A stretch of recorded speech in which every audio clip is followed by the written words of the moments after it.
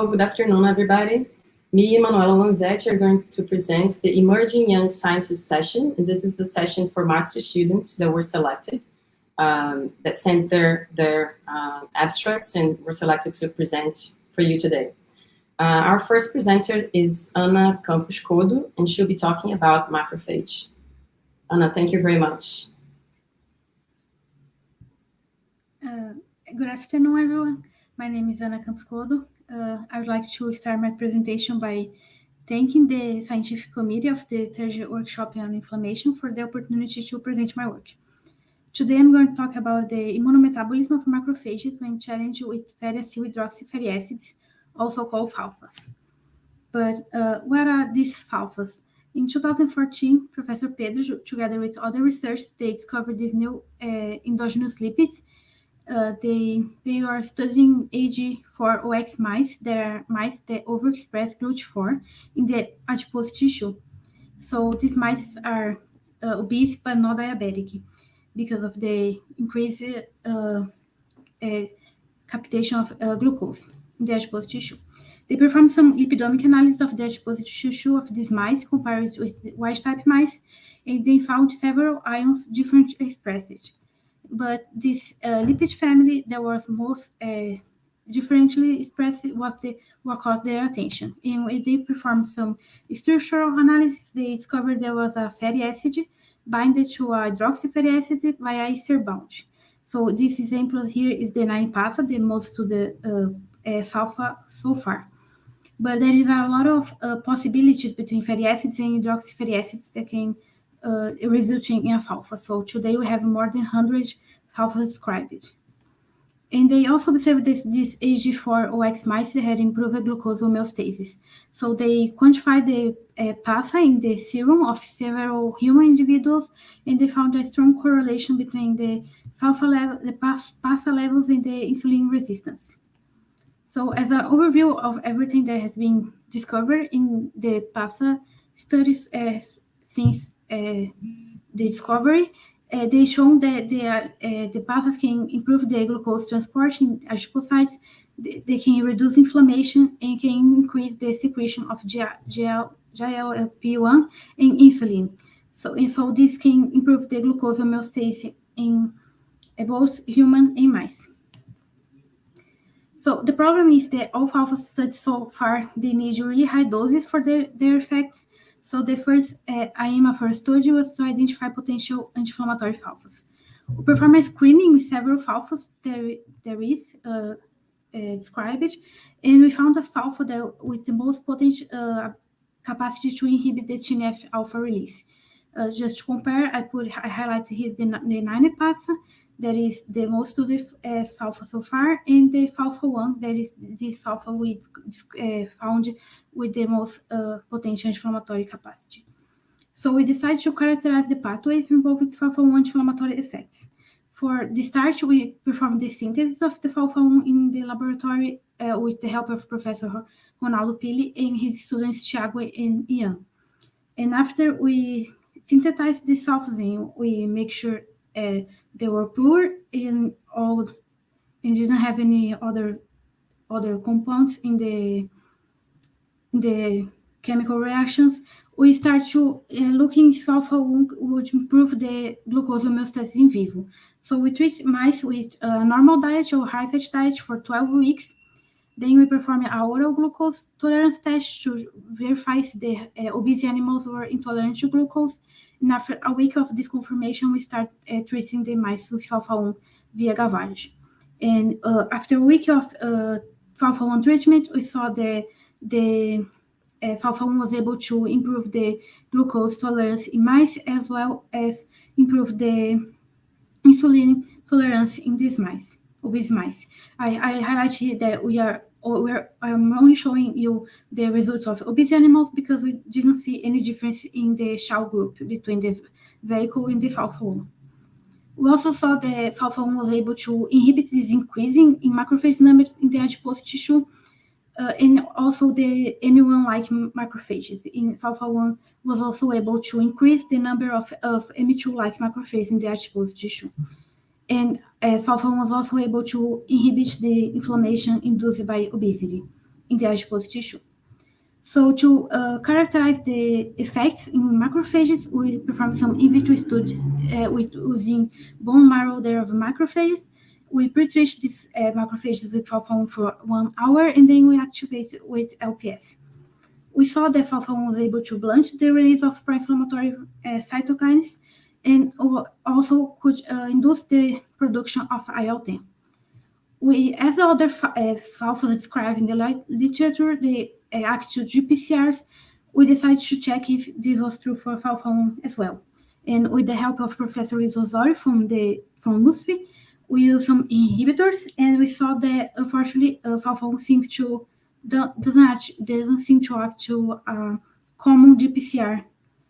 So we come back to the chemistry lab we synthesized the falfon connected to a biotin molecule, and we were able to see by immunofluorescence that falfon is able to enter the cell. So now we're working on to understand where falfon is binding. But we also check some inflammatory pathways like NF-κB and others by Western blotting, but we didn't see any effects of falfon in these pathways. So we thought maybe metabolism. Falfon is changing the metabolism of the cell because the metabolism is very important for the cellular activation. So when I talk about cellular metabolism, I'm mentioning the pathways that the cells use to generate energy or to break energy to produce new molecules. So the inflammatory macrophages use mainly glycolysis and the pentose phosphate pathways for their effective functions. So we decided to check these pathways first. So we perform a qPCR with the glucose transporter GLUT1 and some enzymes from the glycolytic pathway and the pentose phosphate pathway. And we saw that falfon was able to inhibit the metabolic activation of macrophages. And similarly, when we use these inhibitors for these pathways, we saw no effect on falfon ability to inhibit TNF-alpha release. But every inhibitor that we use that somehow modulates the mitochondrial metabolism inhibits the ability of falfon to inhibit TNF-alpha release or inhibits the ability of falfon to induce IL-10 production. So to characterize the mitochondrial role in falfon effects, we use the seahorse analyzer. There is a equipment that can measure the oxygen consumption rate in real time. So we can challenge these macrophages with different drugs, and we can check the mitochondrial fitness. We saw here that the falfon treatment alone has no effect on the cell mitochondria, but when we treat these macrophages with LPS for 18 hours, we see that the macrophages, they don't respond to these different stimulus, and they have a basal respiration very low compared to the vehicle macrophages. But when we pre-treat this macrophage falfon prior to LPS activation, we see that the macrophages, they respond to the drugs and then have increased basal respiration, like the falfa is protecting the macrophage from the LPS activation. So when you talk about this mitochondrial fitness of macrophages, our first thought is the mitochondrial dynamics. That is when the mitochondria can fusionate and form a smaller mitochondria or fusionate into a larger mitochondria. And usually when we talk about fusionated mitochondria, they are less functional. So we use some animals that are called FAM. These animals, they present a photoactivated mitochondria, in this case only the myeloid cells compartment. So these mitochondria are green, and we can photoactivate some of them to red, and this way you can measure and follow up the mitochondrial dynamics. So here where we treat the cells with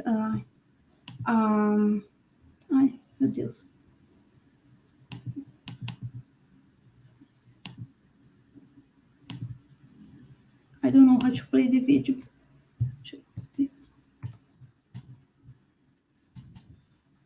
E agora?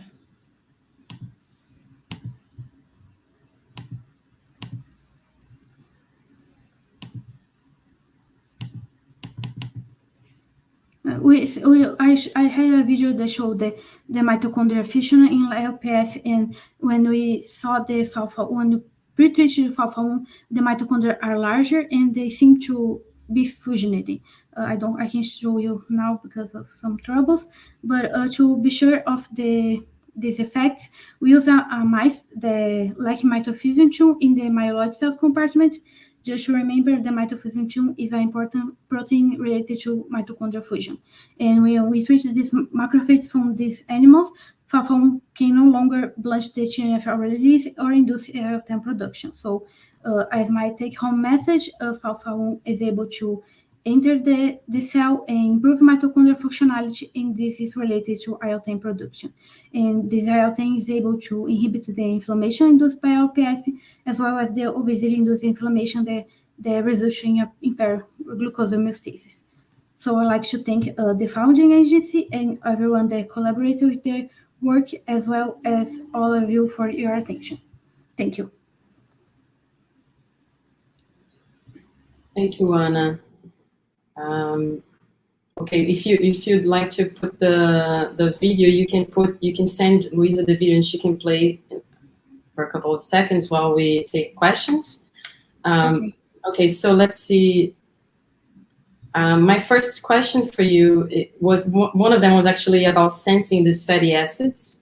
If you had any ideas, and I saw you guys try to find several ways of finding that. And the other question would be, if there are higher productions of FAF1 upon acute or chronic anti-inflammatory treatment. Have you read something about that? Do you know how if anti-inflammatory treatments like steroids, corticoids, if they would increase the production of FAF1? Yeah, about the first part with the sensing, we are working on this. We are using the biochannel FAF1 to make a pull down to see where it's binding with help of professor from the Salk Institute. And about the anti-inflammatory treatment, if you could, we don't know because unfortunately no one in this literature have worked with FAF1 before.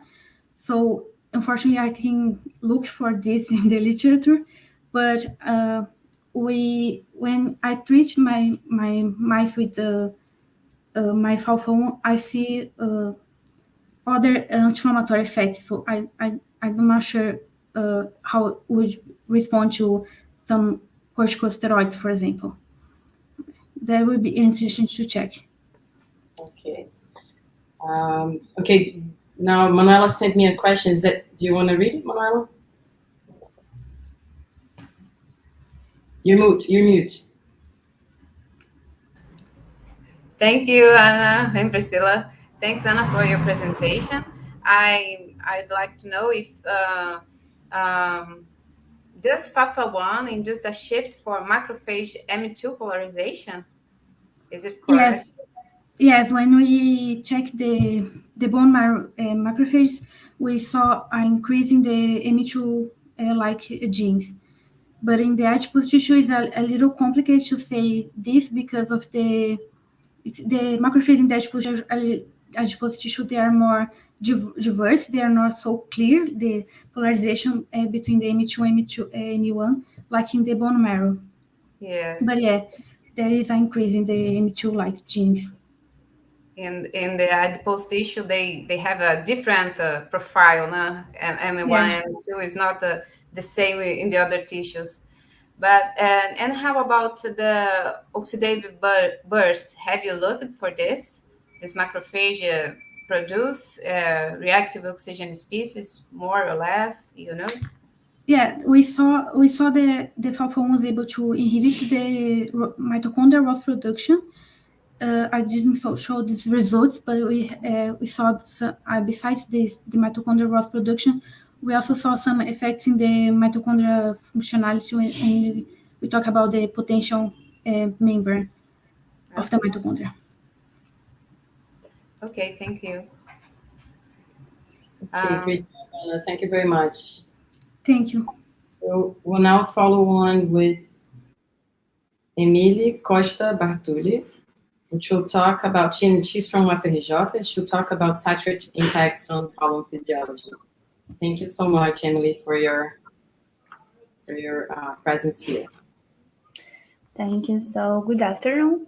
I am Emylle Costa Bartuli, and I'm here to talk a little bit about my master project that is called How Does Food Citrate Impacts Colon Physiology? This work has been done with the help with other scientists from 𝗱𝗏𝗀𝗃 and Unifal. So when we question ourselves what's the most common cause of death in Brazil in the road, we should think about non-communicable disease. They account for 74% of all deaths. They are diseases such as cardiovascular disease, cancer, and they have some common risk factors such as physical inactivity, your nutritional status or lifestyle, and genetic factors. So when we think about lifestyle and type of diet, we have the Western diet that is considered hypercaloric with higher amounts of fat, sugar, and also lower amounts of fibers and nutrients such as vitamins. And we have the addition of different food additives. This addition is what we call ultra-processed food, and they have different meanings. It can be to make it better the flavor, to make it better the taste, and also to make it the food last more in the supermarket. So when we think what is the impact of this Western diet in our metabolic dysregulation, we should think what is the impact of it in our tracts, such as on our large and small intestine, once that this part has constant contact with the diet. So talking about colon is is the biggest part of large intestine and has different functions, such as absorption of water and electrolyte, and also it's the site of a huge number of organisms that can collaborate with the intestinal homeostasis, but also with our systemic homeostasis. So we started thinking what there is in this food that can impact it, that can cause damage in different tissues and cause this metabolic dysregulation. So we thought that maybe it could be the food additives that are added in this diet. So we started thinking and analyzing which were the effects of these food additives in this metabolic dysregulation. And what we saw is that different types of food additives could interact and promote damage effects on different tissues. So we started with fruit citrate because it's a widely used additive in Brazil and the world, and can also be called these numbers like E330, 1, 2, or 3. And when we think about the addition of food citrate or food additives, we first visualize and think about fast foods or very artificial color foods. But we need to think that food citrate and food additives, they are very present in different types of food, such as isotonic drinks, as we can see here, and also milk and milk derivative. So we started analyzing how does citrate impairs glucose tolerance and promotes adipose tissue inflammation. And we also saw that it can induce insulin resistance and liver inflammation. So this is a little bit more complicated in Brazil because there is no time regulation of uses or a limit established to uses of citrate. As we can see here in this example with juice, we have no establishment of a use of a maximum usage of citrates. Here there is another example for cheese, and one more time, we do not have this regulation. So, to evaluate how does food citrate could impact colon physiology, we use a very simple protocol where we administrate a diet in an ad-libbed way for 24 hours. We have a standard diet and we have this diet added with food citrate. So after the 24 hours, we have the animals fasted for 3 hours for an oral glucose tolerance test. And after the test, the animals were killed, and then we started our measurements on colon. So talking about some of our results, we can see that in 24 hours, the supplementation of citrate impairs glucose tolerance and promotes adipose tissue inflammation. Also, there is no difference on food intake, consumption, or fecal material. And as we have seen in our previous work, we saw that food citrate could impact on glucose tolerance, showing a different curve on oral glucose tolerance test, also showing a higher area on the curve and also and a higher fasting glycemia, indicating that these animals they do have a glucose intolerance, and that this could be impacting in the insulin resistance. Talking now about our colonic specific results, we can see by histological analysis that the group that received citrate, they show big areas with inflammatory protected cells, indicating in this mucosa, indicating that there is something going on in the presence of citrate. So we analyzed it by genic expression or protein expression, different markers of inflammation, such as to infiltration of macrophages and polarization to different profiles, M1 or M2. And what we see here is that we do not see a difference in infiltration of macrophages in 24 hours, but we do see a higher expression of both profiles to polarization, like M1, here represented by inositol alpha, and also to a profile M2, here by FIS1 and IL-10, representing that there is an inflammatory process going on with the supplementation with citrate. So by protein expression, what we could see is that we have a higher expression of proteins that induces M1 profiles, such as TNF-alpha, INOS, and COX, but we do not see a huge difference on M2 profile. So in this situation that we have seen that there is a glucose intolerance and there is a process, we think that there is an inflammatory process going on, we thought that maybe citrate could be impacting on intestinal permeability. So for this reason, we saw some different proteins associated or are in the tight junctions of the intestine. And by protein expression, we do not see a huge difference on 𝗥 cadherin, but we do see here a higher of toll-like receptor 4. Toll-like receptor 4 is very associated with the damage caused by the diet in the intestine. And we also saw specific proteins that are in the tight junction, such as claudin 2 and occludin and myosin. And we do see that citrate promotes a higher expression of both proteins associated with permeability, showing one more time that we have here a feedback mechanism to try to contain the high, in this case, the higher permeability promoted by citrate. So, as we were studying about intestine and different papers that publish with intestinal disease, it's very common to analyze the length of intestine. And we did not see this difference induced by citrate in 24 hours. Neither we saw blood on the feces with these animals. So, but we did see a difference on these two consistencies in the animals that received citrate, indicating that there is something going on colon 24 hours. We also looked for markers of colitis and Crohn's disease, and we see some similar established cases, such as the lower expression of PPAR gamma and the higher expression of NF-κB induced by citrate. There is a very established markers in Crohn's disease. So, as we saw that citrate could impact in colon physiology, we analyze if there is an interaction or any disruption of microbiological abundance that are the main characters that help us to maintain the homeostasis. So what we saw is that the animals that received citrate, they have higher the great microbiological abundance, a higher number of organisms, but they were less diversity. That is very common in intestinal disease.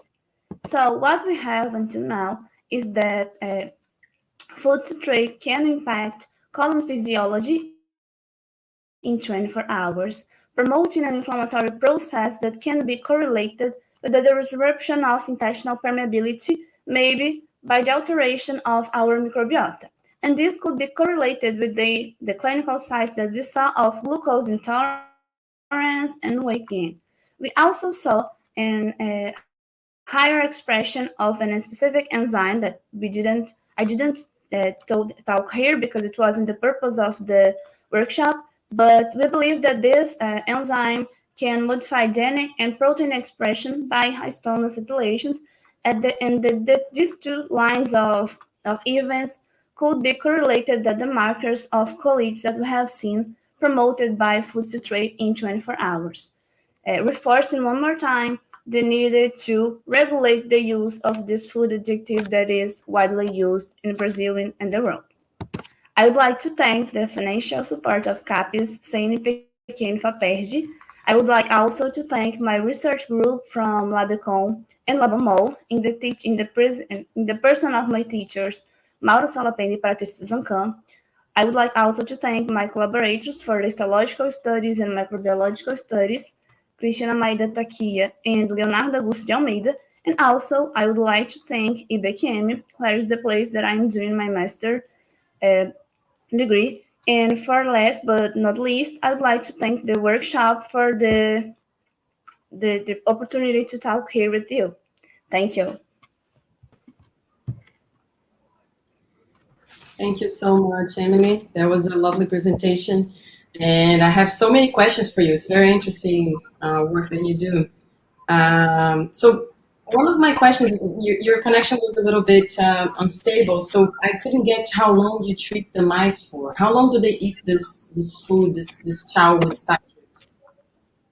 Oh, sorry. My treatment was with 2 hours. Ooh. Sorry, the connection was lost again. How long? Is it for hours or days? 24 hours. My treatment is just 1 day. Wow. Okay. Because yeah, one of my questions for you when I read the abstract was exactly like, how long do you need to eat this chow? You know, to have citrate on your food, to really have an impact on your colon. So 24 hours seems very little time, right? But how does the concentration of the food citrate in the chow relate to the citrate we have in our food daily? Do you have any idea? Like, if you eat more processed food, it's about the same thing as eating the chow. You have to eat like processed food for, I don't know, 1 week to have this kind of same effects as the chow. Yeah, this is a little bit complicated because we don't have a limit established in different type of food. So I cannot tell you how many citrates you intake when you eat fast food, for example.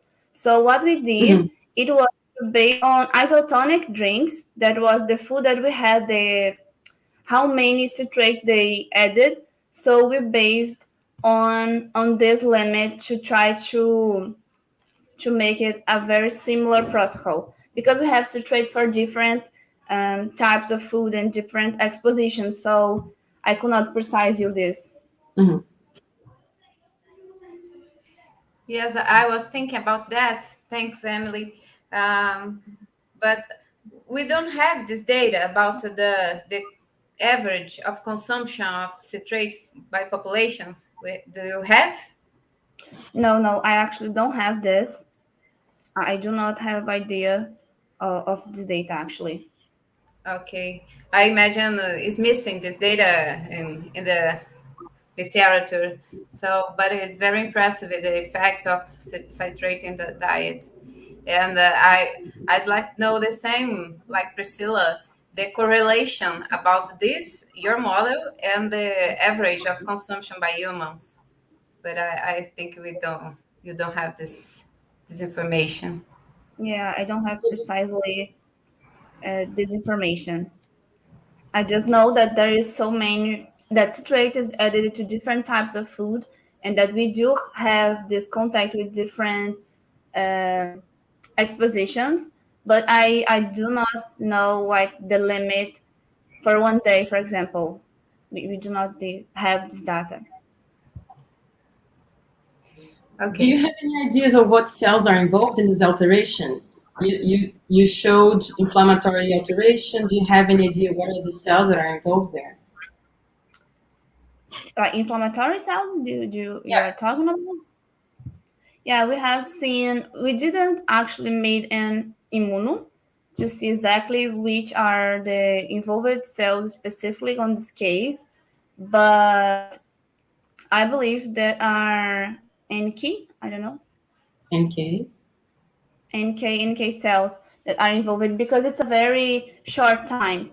So I believe that there are this type of cells. We are actually comparing this protocol with longer time exposition. If what we see in 24 hours, it maintains, or if it's just an acute exposition, and then we have the restoring of homeostasis. So maybe with the longer time of exposition, I can tell you precisely which type of cells are involved in this inflammatory process specifically.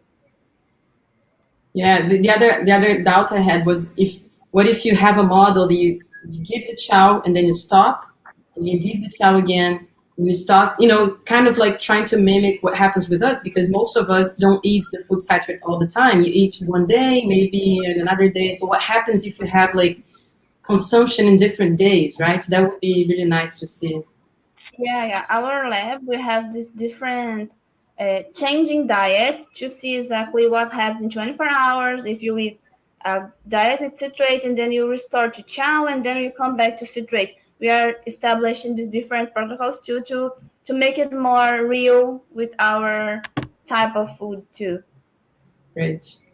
It's exciting work and a little bit of scary results for us, right? That are exposed to that. So thank you very much, Emylle, for your presentation. We're gonna move on to Ester Palermo Maia, which will talk about acute physical exercise activating anti-inflammatory. Oops, I had a problem here. Anti-inflammatory mechanisms associated with efferocytosis. Esther, thank you very much for coming. Esther is also from FRJ.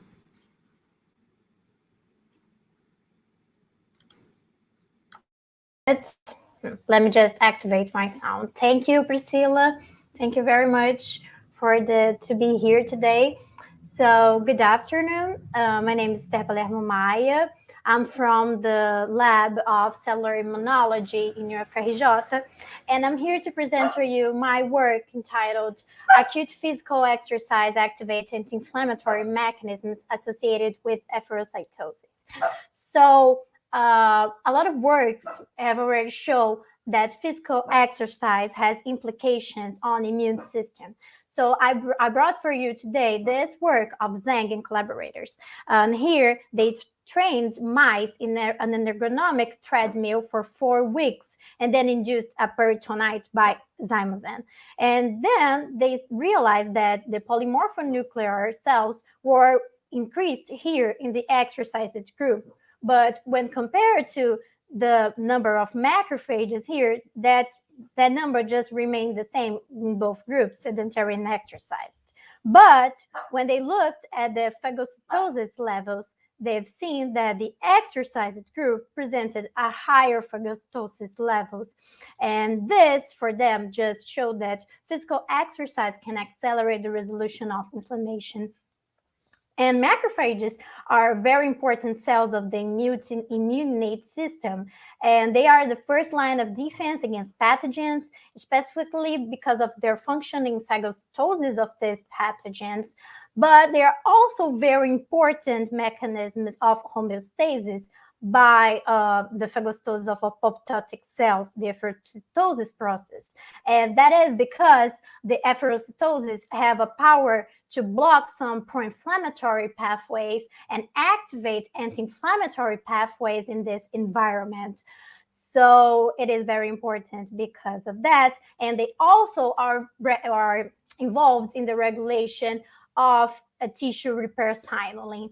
So there are few receptors who does that activity of efferocytosis. And we're going to focus here on the 10 receptor family, more specifically the MERTK receptor. And why they're very interesting? Well, they're very interesting because they are associated with the interferon-1 receptor. And this leads to induction of proteins that are suppressive of cytokines, and also inhibition of toll-like receptors, and consequently the suppression of inflammation when they're activated. So I brought here just some highlights about these TAM receptors, why they're so interesting in this activity is because mice deficient in TAM develop a severe lymphoproliferative disorder and autoimmune disease. And they also are related to hyperresponsive to endotoxins and motivated by the high production of pro-inflammatory cytokines. And MER deficient mice die from a dose of lipopolysaccharide that is otherwise non-lethal in wild-type mice. So, having all this in picture, we can see that macrophages are functional and metabolic profile can be different. And M1 macrophages are classically activated by lipopolysaccharides, interferon gamma, doll-like receptors, and they secrete some cytokines such as TNF-alpha, IL-beta, IL-6, IL-12, nitric oxide, and IL-23. While, on the other hand, spectrum M2 macrophages, alternatively activated by IL-4 and IL-13, it can secrete some factors such as TGF-beta, EGF, VEGF, and IL-10. They're very much associated with the signaling for tissue repair. And about their metabolic profile of arginine, well, M1 macrophages classically activated, they produce nitric oxide and citrulline, which is very important for their antimicrobial activity, while M2 macrophages, they can produce ornithine and polyamines, which are very related to the collagen production, and such it's very important for the maintenance of the extracellular matrix. And more specifically inside this metabolism, we can say that M1 macrophages usually do aerobic glycolysis, and here they generate lactate in higher. And here in M2 macrophages, they do oxidative phosphorylation, which in turn generates more carbon dioxide. So the goal of this study or work was to evaluate if physical exercise may provide the appropriate signals to reverse inflammation in these MER knockout mice, specifically studying the macrophages. So about what we did, we just had two different mice here, wild type and MERTK, which both are C57 black 6 background. And we had two groups, the exercised group and the control group. The exercised group passed through a period of adaptation. The exercise chosen was swimming. So they passed 3 days swimming here to adapt to that.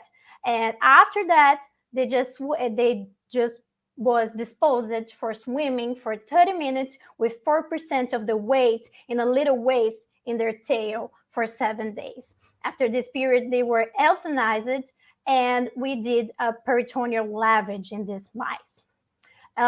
So some of the cells that were obtained by this peritoneal lavage, it was taken for flow cytometry and some for the in vitro experiments. And in these in vitro experiments, such as this flow cytometry, we evaluated some functional activity by the production of nitric oxide and the cell death indirectly by the release of lactate dehydrogenase, LDH, and the metabolism by the production of lactate. So we just did that for the peritoneal lavage and the in vitro studies with peritoneal macrophages. And we added LPS, lipopolysaccharides, so we can see that activation in macrophages. So for our results, here we just analyze if the immune cells percentage would change in these groups. And we've not seen very much difference here between the percentage of cells like B lymphocytes or DC cells, dendritic cells, T lymphocytes, or NK cells, or the percentage of peritoneal macrophages.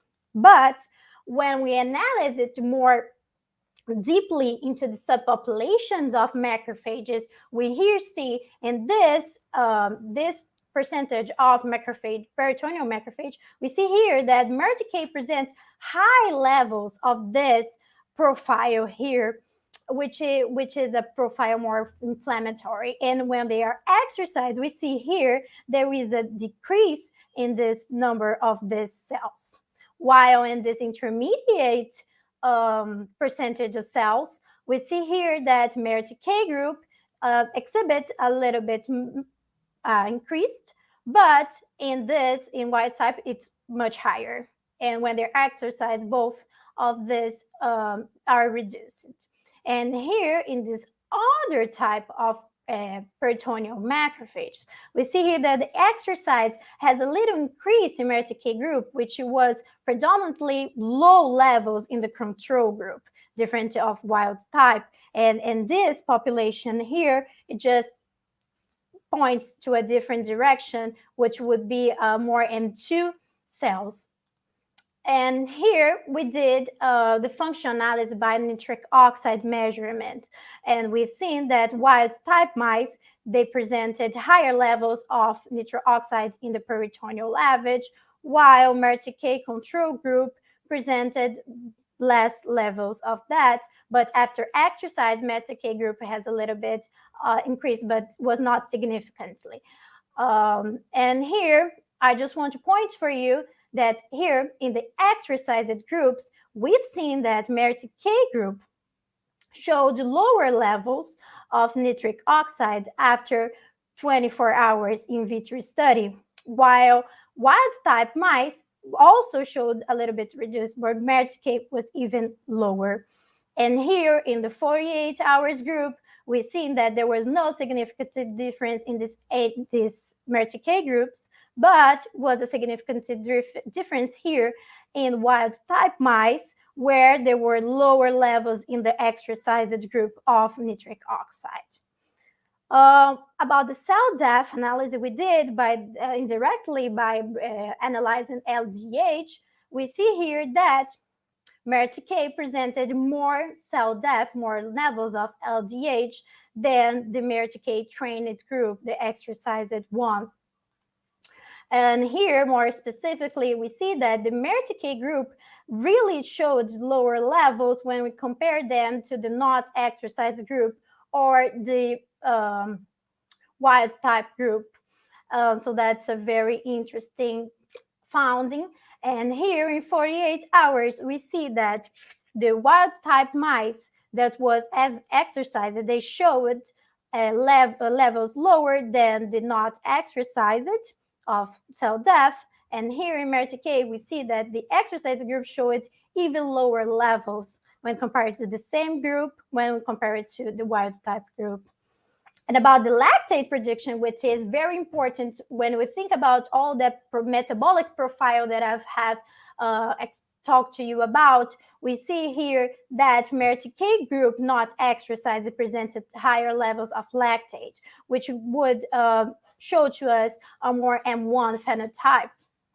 While in 48 hours, what we see is that the wild type group presented higher levels when they are exercised, while the MERTK group did not present that much higher levels here. They were lower the levels of lactate. So about the conclusions of our studies, we think that this inflammatory peritoneal macrophages of MERTK group may be turning a little bit more for the anti-inflammatory profile here. And the nitric oxide levels were not significantly decreased in the MERTK group, but it was in the wild type exercised group. But, however, the lactate was lower in MERTK exercised groups, and also the cell death was lower too in MERTK exercised group. So this showed to us that maybe there are less peritoneal macrophages classically activated in this MERTK that is usually high inflammatory. So this shows us a shift in this profile. So I would like to thank to all my lab coworkers, especially to Jesuíno Rafael Machado Ferreira, all the persons that made this this work happened, and my lab, of course, and all the funding agencies. And thank you for all of you to listen to me today.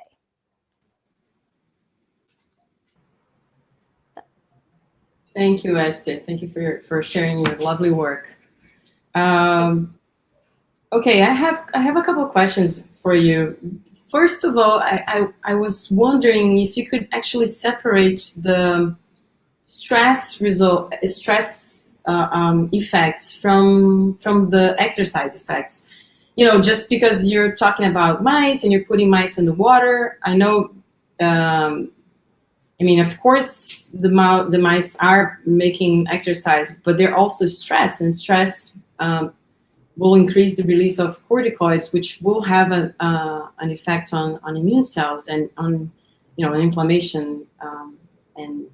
I was wondering how can you be sure, this it's really an effect related to exercise.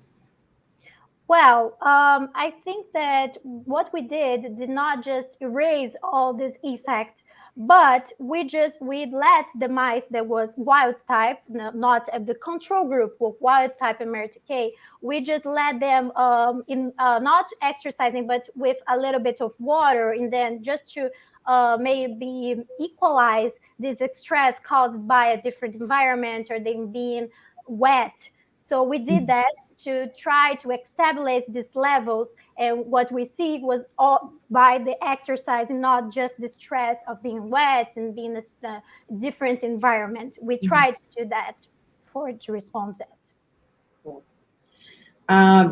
And is there a reason for you to look for peritoneal cavity macrophages? And I asked this because I was curious actually, if you have looked for macrophages in adipose tissue, or if you've looked for monocytes in the blood. Have you checked for those? Not yet, but it's a great idea. We can compare them, would be awesome actually. So maybe in our further analysis, we use that. It'd be great actually. But we choose the peritoneal cavity because of the works about the shift of populations in peritoneal cavity. So we use them as the first to analyze in the most different way. But that idea is great to analyze other types of macrophages. Great. Yeah, I was wondering if you differentiated blood monocytes, and you did some of the work you did on the blood monocytes, then you can actually go for humans. There are several studies in Educação Física in which people study teenagers or group of people that do strong exercise, and then maybe you guys can also look into these populations, to the macrophage derived from monocytes in humans, and see what happens on these people that do strong exercise, like athletes. It would be quite nice to follow up your study. Yeah, it would be great. And Esther, thanks for your presentation. And just a short doubt: is it possible to block this MRTK pharmacologically? There have been a bunch of papers and articles that propose that it can be done in an approach of vaccine approach, more like, I don't know how to say, adjuvant system for this. So yes, it's possible, but it has been analyzed by the literature and papers that have been going on. So it's a possibility, but a lot of things can happen when you do that pharmacologically, because it impairs a lot of things, not just that thing about shift of macrophages and all, but there's a lot of implications when we agonize this receptor in the human system, which I showed a little bit just to contextualize, but it can be very difficult for the organism when we impair this receptor, but it can be done pharmacologically. Yeah, the side effects are always. Yes, okay. are very high risk. I imagine. Thank you, Esther. Thank you, Esther.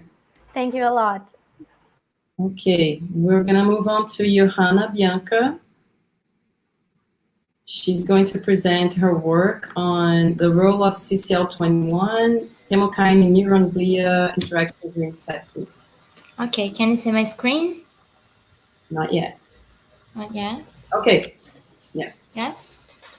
Okay, so thank you all for being here, and thank you for the organization team for the opportunity to present my work in the third workshop on neuroinflammation. I am Iohana, and the title of my work is the role of CCL21 chemokine in neuron-glia interaction during sepsis. Sepsis is a public health issue. Even though it's one of the oldest described disease, at least 5 million people die from sepsis every year. And data from a Brazilian study from 2017 shows that for every 100 ICU beds, at least 30 have patients with sepsis. But what is sepsis indeed? So sepsis is characterized by an exacerbated inflammatory response from the host towards a bacterial, fungal, or viral infection. And in our current world situation, I think it's important to stand out that many recent studies have pointed that acute manifestations of COVID might be occurring due to the development of viral sepsis. So the 5 million deaths turn into a number that has not even been described yet. So back to our main issue, the exacerbated inflammatory response. It's related to loss of hemodynamic coherence, multiple organs failure, blood-brain barrier breakdown, neurodegeneration, etc. So think about it. In order to increase the blood flow in the region of lesion, other regions have their blood supply diminished. And when it comes to brain parenchyma, hypoperfusion can be very harmful. Neurons and glia cells are especially affected since microglia, which is the cellular group that coordinates the entire immune response in the brain, is activated under hypoxia. And different from the macrophages of the peripheral system, microglia is not equipped to work to function correctly in an area of hypoperfusion and low levels of ATP. Okay, so let's put it together. Imagine a massive releasing of pro-inflammatory molecules entering the brain parenchyma through the circumventricular organs or through a disrupted blood-brain barrier, and plus a microenvironment of hypoperfusion.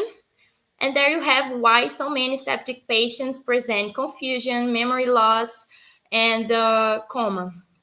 And that's the so-called sepsis-associated encephalopathy, and that it's directly related to mortality. Okay. Not actually, even the survivors of sepsis, they may present memory loss long after the first sepsis episode, and they are also more susceptible to a second infection.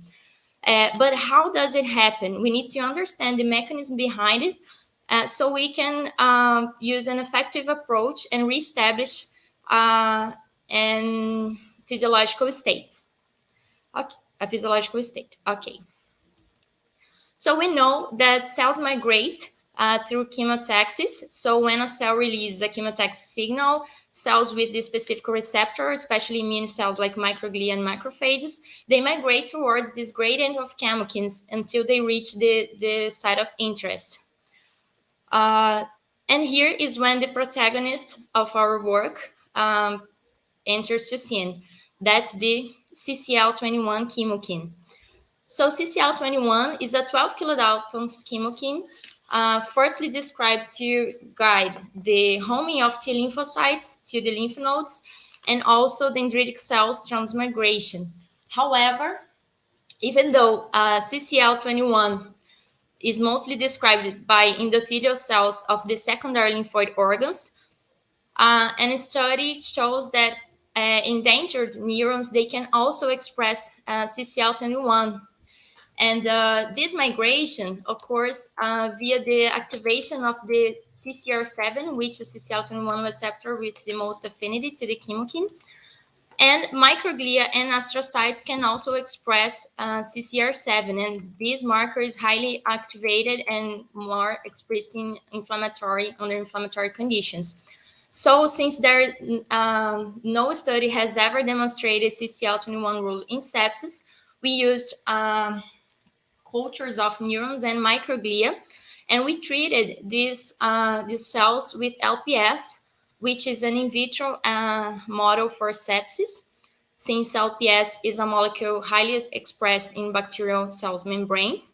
And we saw that neurons treated with LPS for 24 hours, they not only express CCL21, but they express more CCL21 than neurons treated only with medium. And we also treated these neurons with conditional medium from microglia, activated previously with LPS without LPS in this medium, and control microglia conditional medium. And we saw that microglia might be secreting factors that can increase the expression of CCL21, since there is a significant higher fluorescence of CCL21 in the neurons treated with microglia conditional medium.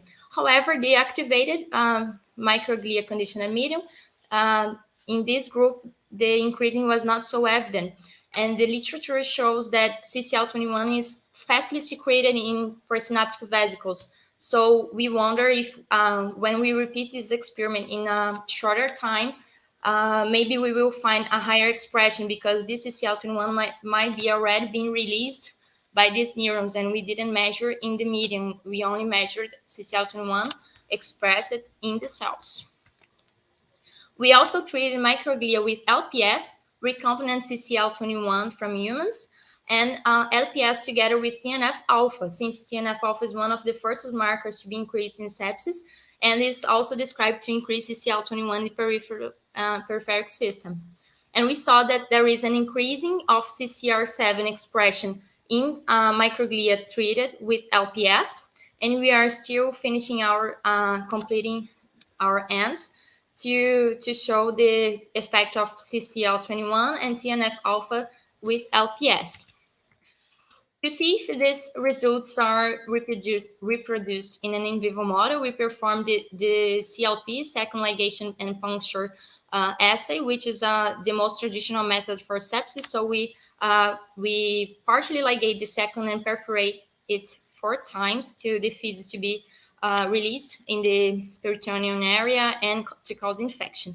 And we saw that there was an increasing of CCL21 expression by immunofluorescence in both dendrite neurons from the hippocampus, which is a region responsible for memory and learning, and the cortex. And to see if this expression occurred in neuronal cells, we used the marker beta-2-3, and we put a mask when we could measure only the expression of CCL21 in beta-2-3 positive cells. We also saw CCR7 expression that was increased in both CA1 and GD. And in cortex, there was also an increasing in CCR7 expression, and this increasing was also higher related to the hippocampus. There was a video, I don't know if you can see. Okay, and to see how microglia reacts to our sepsis model, we marked our brains with IBA1 marker, which is a microglia traditional marker, and we saw that there was an increasing in the percentage of microglia population in both CA1 and cortex. And we also saw that in all the areas we observed, there was an increasing in the cell body size, which is an indication of microglia activation. We also counted the synaptic punctas using synaptophysin and Homer. And we saw that even though it's not significant yet, because we have to increase our in vivo number of experiments, there is a tendency to diminishing the synaptic punctas in both dendrite gyrus, and already a significant decreasing in synaptic punctas in cerebral cortex of these septic animals. And now we are looking for to elucidate this mechanism. So we treated microglia in transwell migration assays with conditional medium from neurons treated both with LPS and LPS plus TNF-alpha. But since with neurons we cannot take off the LPS from the medium, we also made a positive control only with the medium with the same amount of LPS. And we saw that the concentration of LPS we used to activate the neurons was not enough to induce microglial migration. However, when we treated this microglia with deactivated neurons with the same concentration of LPS, there was a higher migration of microglia, even though we are still finishing and concluding this work, is still in process. And then we inhibited the CCL21 action with an inhibitor antibody, and we saw that microglia migration was stopped when we blocked the CCL21 in the conditional medium of these neurons, indicating that CCL21 is responsible for microglia migration. I want to thank all the developmental agencies, and especially our lab and my mentor, Flavia Lima, for allowing the execution of this work. Thank you. Oops. Thank you, Iohana, for your presentation. Okay. Time's up. I put the timer on, sorry. So how's the CD4 T cell influx in your in vivo model? The CD45? No, the T cells. Do you know if there are T cells going to to the place because This is a great question, because in many pro-inflammatory in other diseases, T cells infiltration is very common. However, in sepsis, there is no proof that there is a T cells infiltration. That's why I want to check the CCR7, because there is no proof that there are T cells infiltrating. However, as you saw in my CCR7 immunofluorescence, there are some globular cells that express CCR7 and they not colocalize with IBA1. I'm still finishing this data, that's why I didn't put in the presentation, but they do not colocalize, not with neurons and not with microglia. So we are wondering maybe if they cannot show, because there are some articles that show there is an increasing of the co-stimulatory factor for T cells, but no one has proven. They have marked with CD, that marker for T cells, CD3. They have marked, but they could not show that there was T cells infiltration. Cool. Great job. Mm-hmm. I know, do you have questions? A short question about the model. Do you have neuronal death in this model, this encephalopathy, or no, just activation? Yeah, we saw there is a decrease in the synaptic ponta with Homer synaptophysin, but we haven't yet made a tunnel or something to mark cellular death. Okay, I will think about that if the synaptic ponta is diminished by some death for neurons. That's a great idea. I can treat them with recombinant CCL21 and see if it kills neurons. It's great. I want to do this. Thank you. I recommend. Yeah. I just remembered. CCL21 also induces an increasing of interleukin 23 that induces T cells 17, TH17. So for me, it makes a lot of sense that there has to be some T cells in the brain, but no one could demonstrate it. Yeah. Well, that would be a great follow-up.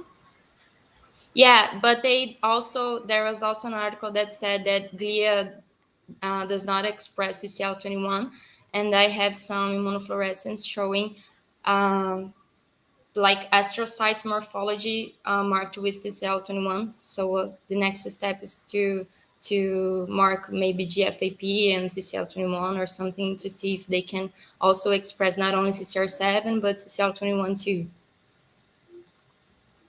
Cool. That would be great. Thank you very much, Iohana, for your presentation. We'll now move on to Isadora Carvalho, and she'll talk about clinical and genetic characteristics of patients with CAPS. Did I say it right? Yes. Okay. So, hi everyone. My name is Isadora Francisco Antonio, and I represent the paper entitled Clinical and Genetic Characteristics of Patients with Cryopyrin-Associated Autoinflammatory Syndrome in Brazil. So, CAPS is a group of spectral diseases associated to the mutations along the NLRP3 gene. The prevalence of these diseases is 1 to 3 for a million cases. The symptoms are recurrent fever associated to neutrophilic urticarial rash and some other systematic signs of inflammation. The objective of this study is to describe for the first time the clinical, laboratory, and genetic characteristics of a group of Brazilian patients with CAPS. So the methodology of our study is that we get 23 CAPS patients that were followed in a reference center from 2016 to 2021, and we reviewed the medical records of them. We extract the information about clinical, laboratory, and therapeutic data from the medical records, and the data was tabulated on Microsoft Excel, and we analyzed them with the percentage method. So the results of the 23 patients, 52% were women and 48% were men. For about the onset of the symptoms, the first symptoms initiated in 73% of the patients before 16 years old, but 21% of them, the first symptoms occur in the neonatal period. About the symptoms, we found that 95% of the patient has the neutrophilic rash that is a lot common in these diseases. 78% has fever, 30% has neurosensorial deafness, 13% has meningitis, and 4% has papilledema. About the triggers, we know that the symptoms of CAPS might have some triggers, and we know that stress, vaccine, infection, food, and temperature are known triggers. But in our study, we only find that our patients has vaccine and temperature as triggers. About vaccine, only one of the patients has it as a trigger, and the temperature, 12 patients and 57% of everyone that we analyzed has it as a trigger. So all of the patients presented at some point positive inflammatory markers, but amyloidosis wasn't observed in any of them. About the genetic evaluation, we found that 39% of the patients has a gain of function of NLRP3 positive, and 8% has NLRP12 positive gain of function mutation. And 52% of the patients has a genetic investigation negative. All of the patients had their genome sequenced. About the treatment, 47% of the patients are using corticosteroids, 47% were using anti-IL-1, and 4% were using colchicine. So the conclusions of our study is that CAPS are rare and inflammatory diseases with a high impact on quality of life if not precociously recognized and treated. Genetic diagnosis is important not just for precision treatment, but also to genetic counseling and to prevent non-reversible manifestations such as deafness. To the best of our knowledge, this is the first report of case series of CAPS in Brazil. So thank you all very much for your attention, and I want to thank my mentor, Leonardo Mendonça, and he is the one who presented me the autoinflammatory universe. So thank you. Thank you so much, Isadora, for the presentation. I was also curious with your work. It was the first time I heard of CAPS, so I have many questions. Okay.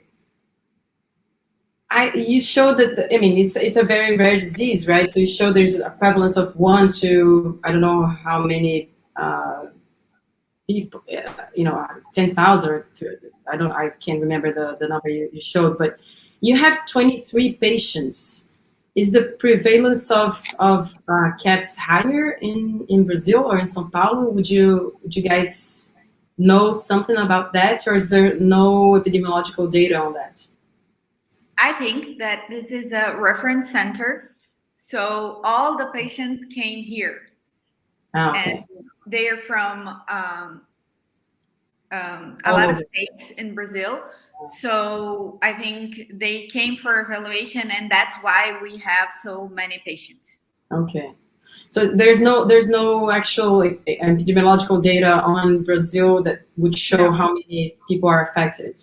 No, the prevalence that I presented, 1 to 3 per million, is a global prevalence. We don't have any specific prevalence to Brazil.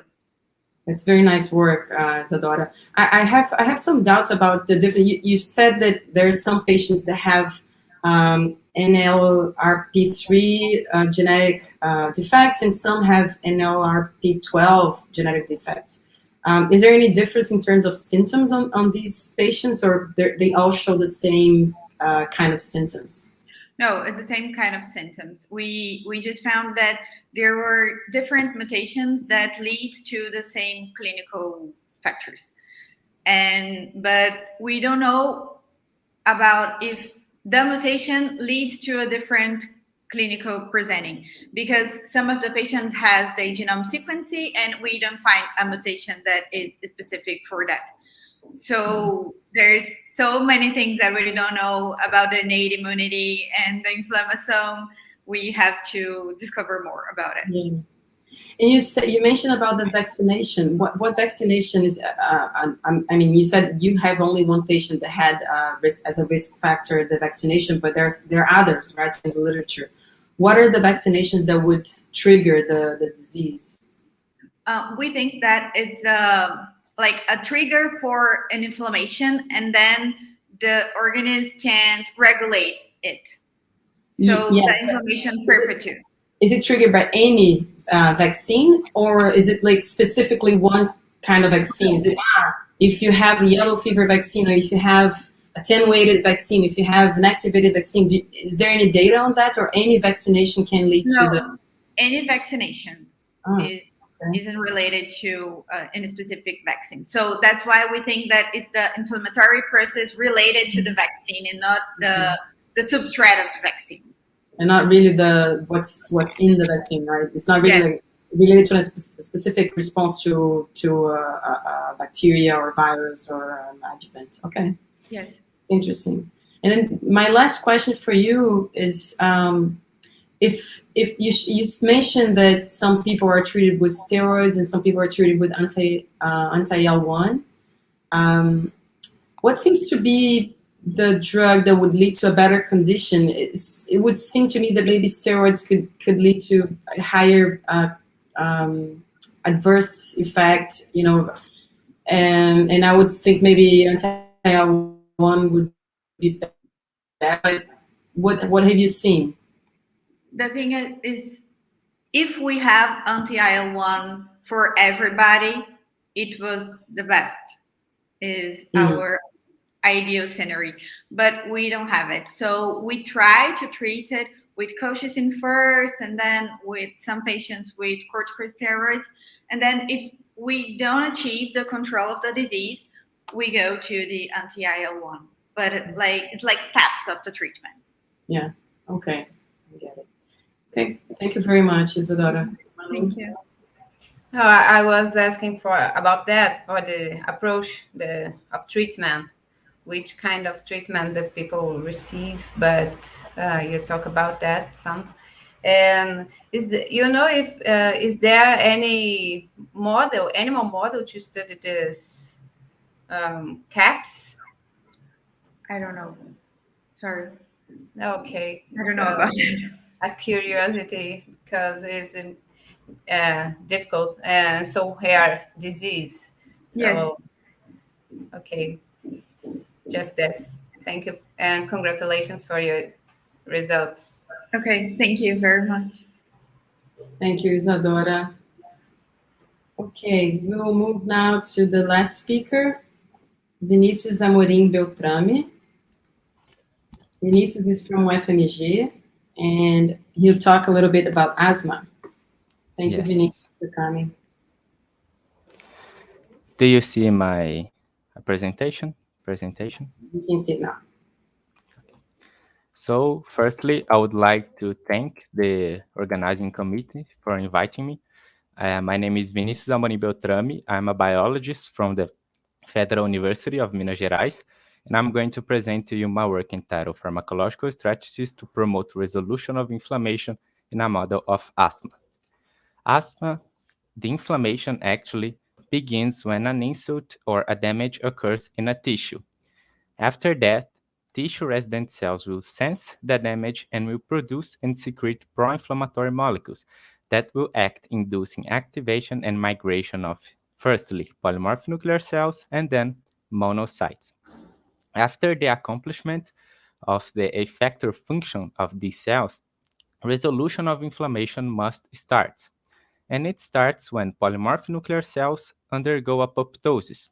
After that, we have the secretion of pro-resolving molecules that will inhibit further recruitment of leukocytes.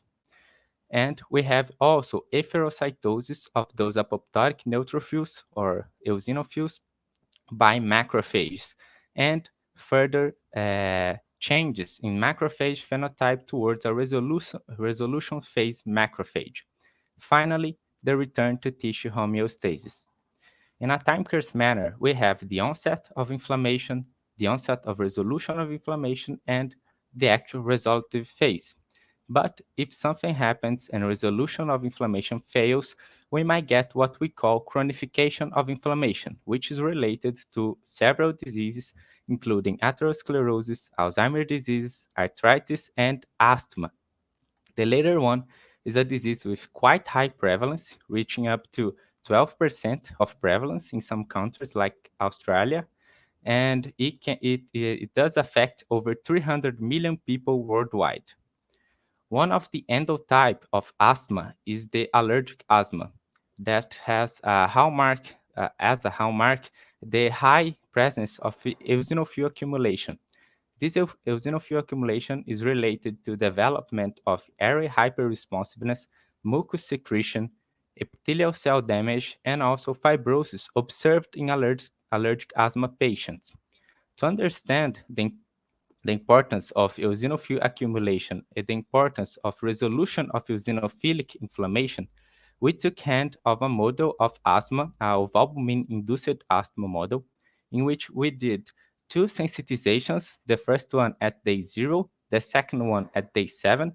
In both sensitizations, we did administrate ovalbumin diluted in saline and alum by intraperitoneal administration. We then did 8 consecutive challenges by intranasal administration of ovalbumin diluted in saline from day 12 to day 19 to elicit an inflammatory eosinophilic response. To understand the natural resolution of inflammation in this model, we did analyze the bronchoalveolar lavage of those animals in 4 time points: 24, 48, 72, and 96 hours after the last challenge. So, analyzing the bronchoalveolar lavage, we observed that the total cell number present in the bronchoalveolar lavage peaked 24 hours after the last challenge and progressively declined over time. We also saw an accumulate of mononuclear cells between 24 and 48 hours after the last challenge. We observed a peak of neutrophil cells 24 hours, which rapidly declined, and also a peak of eosinophil cells number 24 hours after the last challenge, composing 2/3 of total cell number, and also declining over time. And to understand that decrease in eosinophil cell number, we measure the proportion of apoptotic eosinophils and efferocyted eosinophils present in the bronchoalveolar lavage on these 4 time points. What we saw is that 72 and 96 hours after the last challenge, we had a higher proportion of apoptotic eosinophils present in the bronchoalveolar lavage. And also, when we analyzed the proportion of efferocyted eosinophils, we saw augmenting in these efferocyted eosinophils in the time point of 96 hours after the last challenge, indicating that resolution of inflammation lies between these 2 time points. So in this first conclusion, we have that the peak of inflammation occurs 24 hours after the last challenge, and the resolution of inflammation occurs between 72 and 96 hours after the last challenge in this model. So, to define our therapeutic strategies, we decided to treat animals 24 hours after the last challenge in the peak of inflammation to see if we could evaluate any pro-resolving effects of those drugs and the anticipation of resolution of inflammation after treatment. The first treatment is related to hydrogen sulfide, which is a gaseous compound that is produced endogenously by us human mammals and has a lot of physiological functions, including neuromodulation, angiogenesis, induction of muscle relaxation, and most recently described pro-resolving effects like neutrophil apoptosis. Because of that, some drugs with hydrogen sulfide releasing activity has been produced. One of them is ATB346, which is a naproxen, a non-steroidal anti-inflammatory drug associated with a hydrogen sulfide that is released after administration. So to test ATB346, we designed a treatment, our oral treatment with ATB346 in 2 doses. The first one, 24, and the second one, 36 hours after the last challenge, in a dose of 3 milligrams per kilogram. And then euthanized and collected the bronchoalveolar lavage of those animals 48 hours after the last challenge. We could see that treatment with ATB346 reduced the total cell number after administration when compared to vehicle control group, and also reduced the eosinophil cell number after administration. We could not see any significant difference in the neutrophil cells, macrophages, and lymphocytes after treatment with ATB346. The second treatment is a ROA-ROCK pathway-related drug. The ROA-ROCK pathway is involved in cytoskeleton remodeling, which is very important for pro-resolving events like apoptosis and efferocytosis. And because of that, in fact, our group has demonstrated that inhibition of ROCK by a selective ROCK inhibitor drives resolution of acute inflammation by increasing apoptosis of neutrophil and also increasing efferocytosis of those apoptotic eosinophils by macrophages. Seeing this work from our group, I decided to test the same drug, which is Y27632, a selective ROCK inhibitor, by intranasal administration treatment in a dose of 10 milligrams per kilogram at the time point of 24 hours after the last challenge, and also did the analysis 48 hours after the last challenge.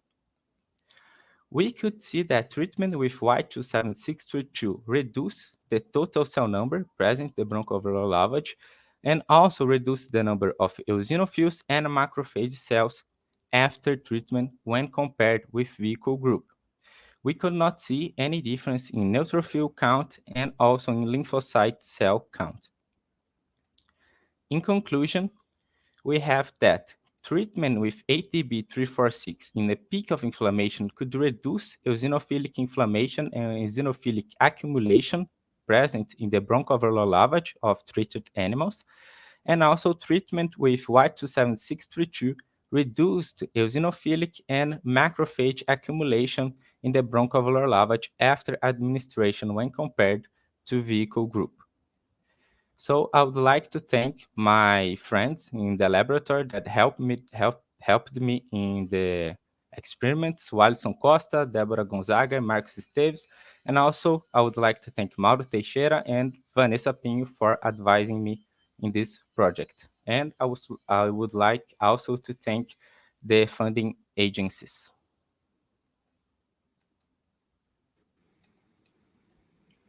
Okay, thank you so much, Vinícius, for your work.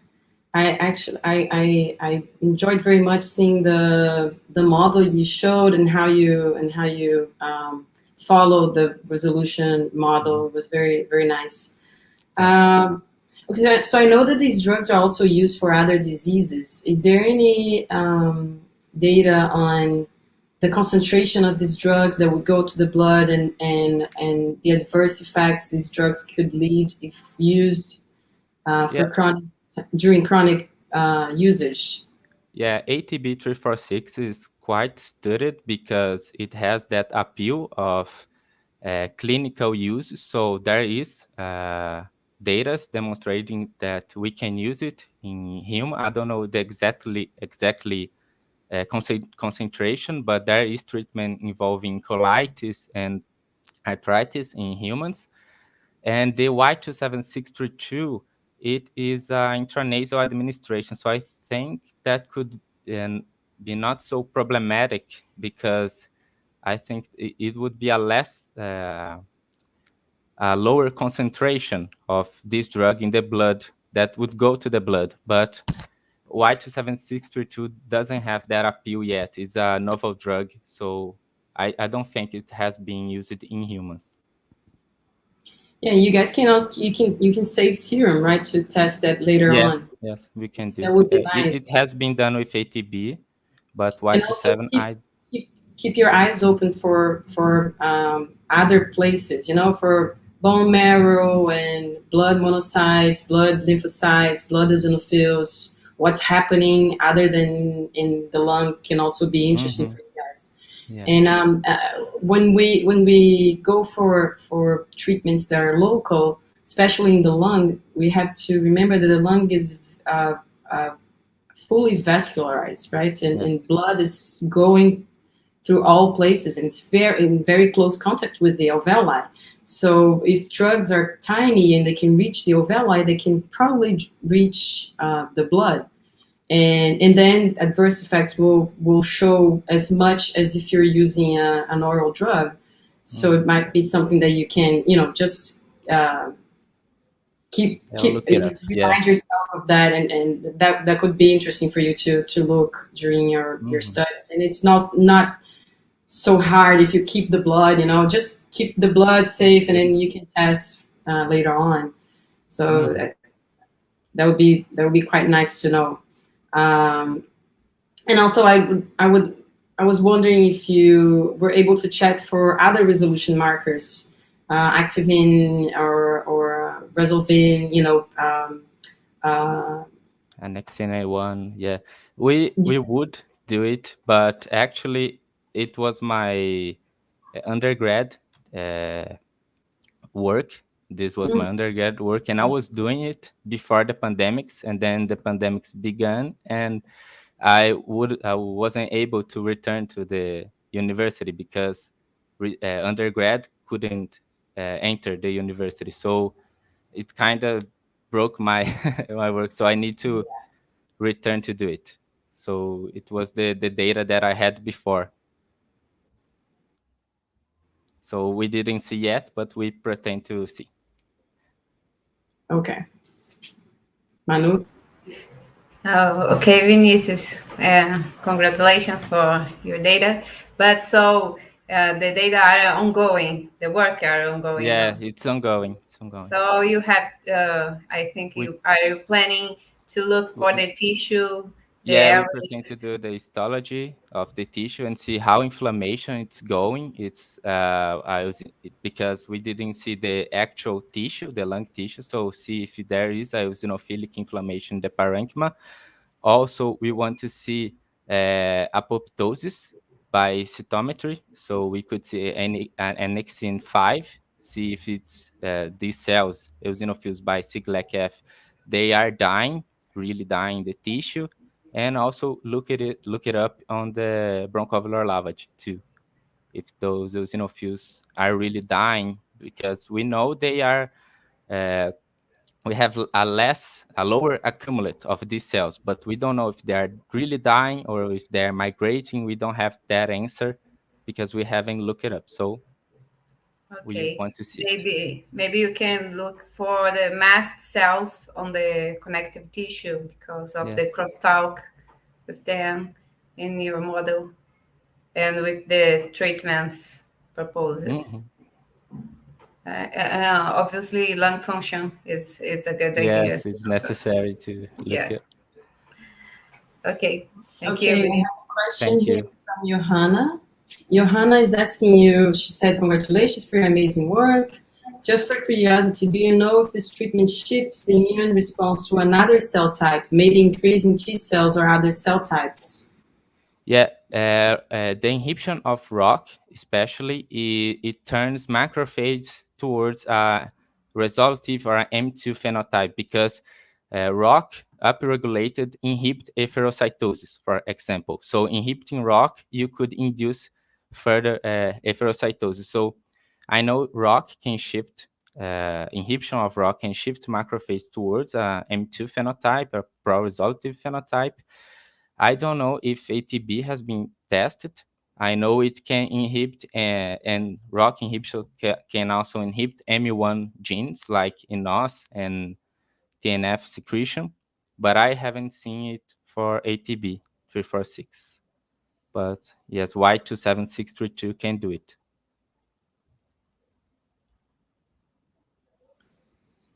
Okay, thank you very much, Vinícius. We are quite just a little bit late, like 1 minute, so I think we can let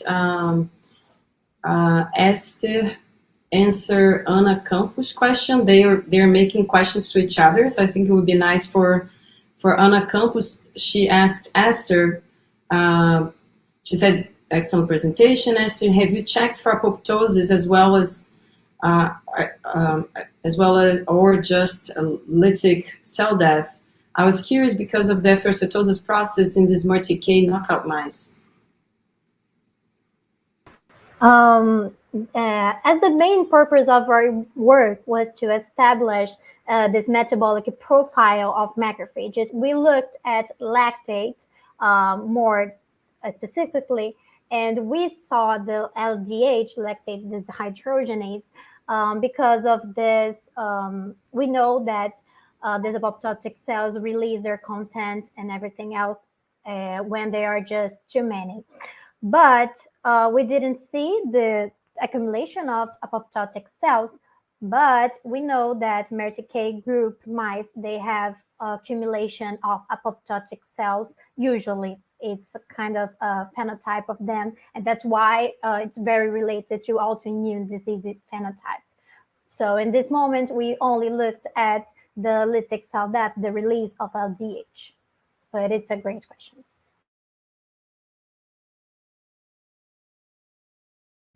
Thank you, Ester. Thank you so much for all the presenters. I have to say, it was a pleasure for me to see your work and to share your work with the group from the workshop. And I hope you all enjoyed the session. Thank you so much. We had a lovely time, and it was a big pleasure to see you guys talk a little bit about your science. Congratulations, everyone.